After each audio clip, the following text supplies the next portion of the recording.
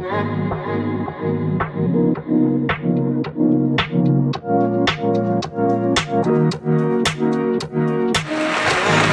doesn't know what the word safe is. You know, she was the head of Defund the Police.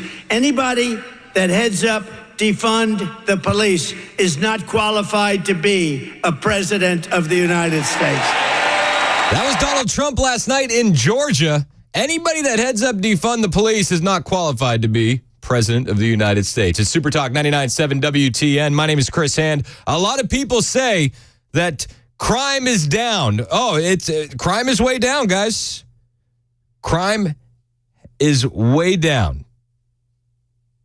But if you look at the left, if you just look around in your own city, you can understand that's not really the case. It doesn't pass the smell test. And it seems like there's new data out there that combats those points. So I've enlisted the help of an expert to discuss this with me. Sergeant Betsy Brantner Smith. Thank you for joining the show, Betsy.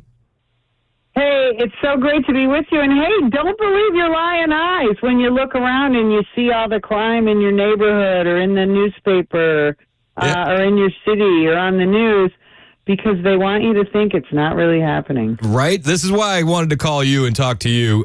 Betsy Brantner Smith has a rap sheet of experience. Beginning your career as a police dispatcher at 17, you've been in patrol investigations, narcotics, juvenile hostage negotiation, crime prevention, canine and field training. You know this industry. You know crime. Is crime really down?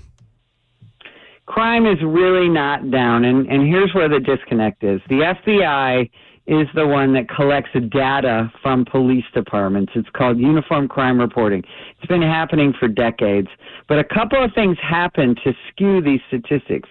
First of all, the FBI switched to a new system in 2021, and that makes things like crime stat comparison difficult. And the FBI doesn't get all the data. They get maybe 40% of all crime data that is reported from police departments around the country. And this is only crime data that has a police report attached to it. So the National Crime Victimization Survey just came out. It comes out annually from the Bureau of Justice Statistics, and they get help from the Census Department. So this is all still the federal government, but the National Crime Victimization Survey tells us that 40% of crime goes unreported, and that in 2023, crime was 19% higher than it was in 2019. Also, from 2019 to 2023, urban violent crime has gone up 40%. And also, we're learning that 70% of property crime, according to this survey, 70% goes unreported, and 55% of violent crime is now going unreported. And we believe that is because people are so frustrated with the woke prosecutors, the woke judges, and movements like no cash bail and defund the police. And, of course, the National Police Association is frustrated with the vilification of the American police officer. And so we see this attack on our justice system, and it's just causing people to say, you know what, I'm not even going to bother to report that my business was burglarized or somebody stole something from my house or this and that. And even violent crime victims are not reporting crime, which is just so sad, because when you live in a country like America, the police are there to help, and the justice system is supposed to help punish criminals, punish aberrant behavior. It's not happening. Yeah, and I made the point earlier, you know, even in the communities that support a lot of illegal aliens, you're having crimes that are committed against illegal aliens by illegal aliens, and they don't want to report that either. It seems like everywhere you look, there's more crime. Well, you're absolutely right. When you see criminal groups like Tren de Aragua, the Venezuelan gang that is now permeating some of our cities, they don't just prey on Americans, they prey on fellow migrants. And we see them abuse women and abuse children. They're dealing drugs, they're bringing fentanyl.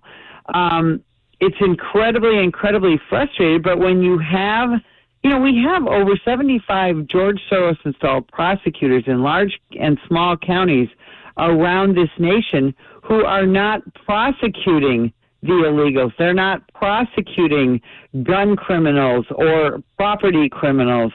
And so people are, again, they're getting very frustrated.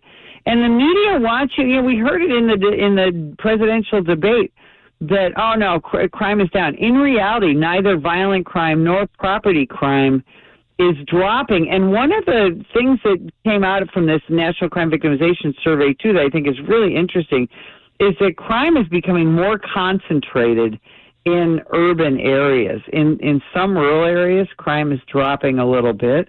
But actually, crime is more concentrated in urban areas. So people who live in these large urban areas are being victimized more often, but not reporting it. And lastly, we've had 275 cops shot already this year. So we're feeling the heat, and we're being victimized as well. Yeah, it's insane. And I made the point Kamala Harris is going down to the border Friday. I don't think she's going to talk about the police officer from St. Louis who was killed by an illegal alien drunk driver during a traffic stop.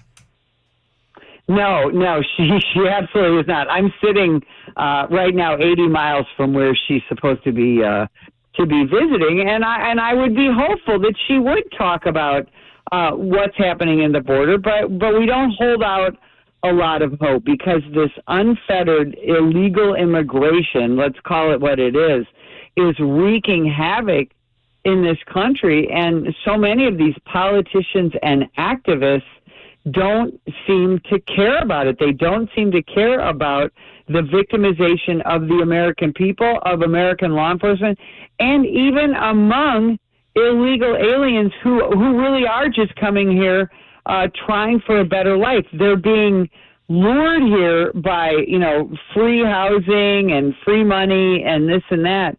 And yet what is happening to them? They're being victimized as well. And some of them are fleeing countries where crime is terrible, and they get here and they realize crime is worse. Yeah, honestly, I've seen the videos from citizen journalists where they're talking to illegal aliens. They're like, "Yeah, I think I'm going to go back. This isn't what I was promised." But when you look around as a retired police officer and all the experience that you have, and you see Kamala Harris acting like she's tough on crime and really playing up the "I was a prosecutor," does that infuriate you in the law enforcement community? Well, of course, because this has been such a flip-flop. The National Police Association doesn't get involved in candidates, but when you look at the policies of someone like Kamala Harris, let's be real. As a prosecutor, she was not particularly a pro-law and order prosecutor like so many of these liberal prosecutors around the nation. And if the Biden-Harris administration wants to do something about crime, they are certainly welcome to do that right now. They don't have to wait for another election. And yet again, under Harris-Biden, a police officer gets shot every every 22 hours. Every 22 hours, a police officer gets shot under this current administration. So if they want to do something about crime, if any politician wants to do something about crime, we welcome it, but we're not seeing it. What can be done about crime in this country? Like if you could wave a magic wand and fix things in a few steps, what actions need to be taken? Well, we need to go back to the Constitution. The Constitution very simply says, for example, I don't touch you, you don't touch me, I don't take your stuff, you don't take my stuff, and if either of us breaks that rule, then we have to get punished. That means we go to jail. We have to go back to punishing aberrant behavior. We have to go back to uplifting the police officers who are out there risking their life to keep the peace in this country. And, what Americans can do right now is pay attention. We get all eaten up with who's going to be president. Look at your local election. Who are the judges? Who's your county prosecutor? Who's running for city council, mayor, county board, all that. Check to make sure that you are voting for those pro-law and order, pro-criminal justice system, pro-police candidates. This is all voter-created this issue that we have right now, and it can be voter fixed. Pay attention to local elections. Absolutely. I love that take. What do you think when you see Kamala Harris saying, well, I'm a gun owner. Also, I want to ban assault weapons. And then you see the old videos of her talking about, well, we can go into your home. I don't care if it's locked, and see if you're taking care of your gun responsibly. How do you feel about that as a police officer? And how do you feel that would be carried out in practice if she got her way? Well, the National Police Association is the most pro-Second Amendment law enforcement organization in this country. We absolutely believe in the citizens' right to possess and carry firearms legally.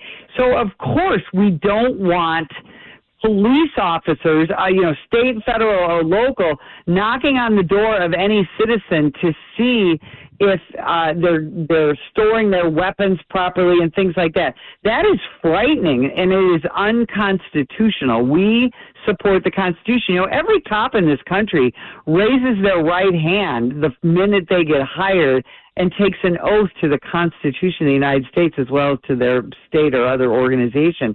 And that would be a horrible nightmare. Do I personally think Kamala Harris owns a firearm? I'm going to call BS on that one. And I've seen her make so many statements where it's clear that she doesn't know much about firearms.